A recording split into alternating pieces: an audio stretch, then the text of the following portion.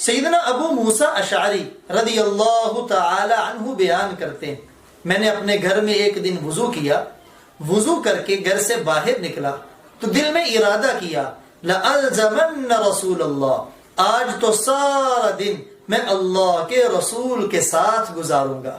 کتنی پیاری تمنا ہے، کتنی پیاری خواہش ہے کہ سارا دن اور کچھ نہیں کروں گا، بس پیارے نبی کے ساتھ گزاروں گا۔ چنانچہ کہتے ہیں میں آپ کے گھر کی طرف آیا، گھر سے پتہ چلا اللہ کے رسول گھر میں نہیں ہے، بتا دیا گیا اس طرف گئے، اور پیارے نبی جہاں سے گزر جاتے آپ کے بدن مبارک کی خوشبو ایسی ہوتی کہ صحابہ کرام کو وہ خوشبو ہی بتا دیتی کہ یہاں سے پیارے آقا گزرے۔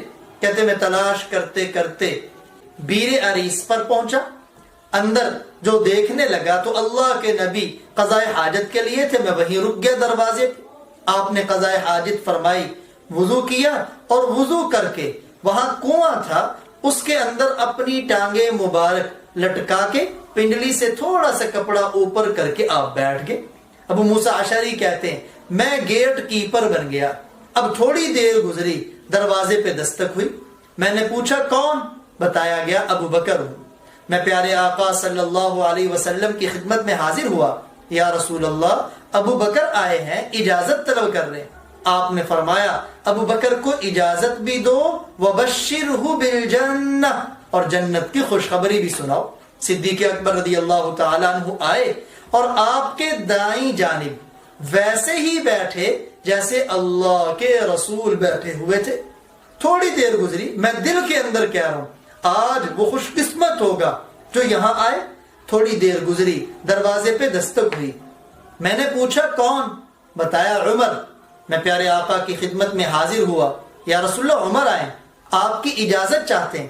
آپ نے فرمایا عمر کے لیے دروازہ بھی کھولو اور انہیں جنت کی خوشخبری بھی سناؤ۔ فاروق اعظم رضی اللہ تعالیٰ عنہ آئے، آپ کی بائیں جانب ویسے ہی ٹانگیں کنویں کے اندر لٹکا کر پنڈلی سے کپڑا ہٹا کر بیٹھ گئے جیسے اللہ کے رسول بیٹھے تھے۔ ابو موسیٰ اشعری کہتے ہیں میں دل میں کہہ رہا ہوں خوش قسمت ہوگا جو آج اس طرف آئے۔ تو دروازے پہ دستک ہوئی، میں نے پوچھا کون؟ بتایا عثمان۔ میں نے پیارے نبی اکرم صلی اللہ علیہ وسلم کی خدمت میں عرض کیا عثمان آئے، فرمایا اس کے لیے دروازہ بھی کھولو اور اسے جنت کی خوشخبری دو اس آزمائش پر جو اسے پہنچے گی۔ میں نے دروازہ کھولا اور خوشخبری بھی دی۔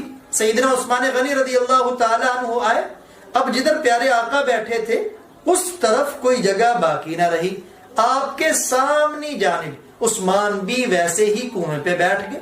روایت کے راویوں میں سے سعید بن مسیب رحمہ اللہ تعالی ہے، وہ فرماتے میں اس کی تعبیر قبروں کے ساتھ کروں گا کہ پیارے آقا صلی اللہ علیہ وسلم کی قبر مبارک کے دائیں جانب صدیق کی قبر بنے گی، بائیں جانب فاروق اعظم کی، اور چونکہ وہاں پھر جگہ نہیں ہوگی تو سامنی طرف سیدنا عثمان غنی رضی اللہ تعالی عنہ دفن ہوں گے، اور وہ ایسے ہی دفن ہوئے۔